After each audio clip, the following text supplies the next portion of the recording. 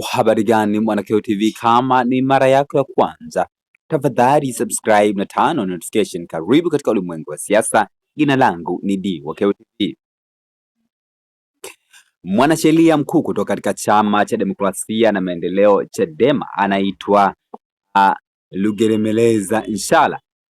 Rugemeleza Nshala anasema mnamo tarehe 15 Disemba mwaka 1995 niliapishwa na Jaji Francis Nyalali kuwa wakili wa Mahakama Kuu ya Tanzania na mahakama za chini, yaani mahakama ya mwanzo. Leo nimetimiza miaka 30. Niseme asante kwa Mungu, Mwenyezi Mungu, kwa baraka na ulinzi wake kuweza kufanya kazi hii. Asante kwa wote walioamini na kunipa kazi ya kuwatetea katika kesi zao. Nimeona mengi, jinsi sheria ikitumika vizuri ni chombo cha ukombozi, na pale haki inapopindishwa basi ni chombo cha unyanyasaji na dhuluma.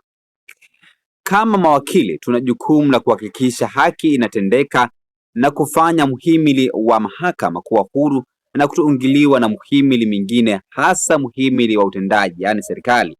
Lakini kutokana na mpalanganyiko mkubwa uliopo sasa, lazima katiba ya Jamhuri ya Muungano wa Tanzania itungwe upya. Mwisho wa kunukuu hichi ambacho ameandika wakili mkuu kutoka katika Chama cha Demokrasia na Maendeleo Chadema, ambaye ni Rugemeleza Nshala. Una maoni gani kwa hichi ambacho ameandika Rugemeleza Nshala siku ya leo katika mtandao wa Twitter, kwa kusema kwamba ametimiza takriban miaka 30 tangu alipopewa au alipopata uwakili kwa wakili. Alianza wakili mwaka 1995, lakini leo hii mwaka 2025 ametimiza miaka 30. Tutanao katujao katika masuala ya kisiasa. Katika kutimiza miaka 30, Rugemeleza anasema kwamba chombo cha mahakama ikitumika vizuri basi kinakuwa ni chombo cha kutenda haki na kutetea haki za watu, lakini ikitumika vibaya kinakuwa ni chombo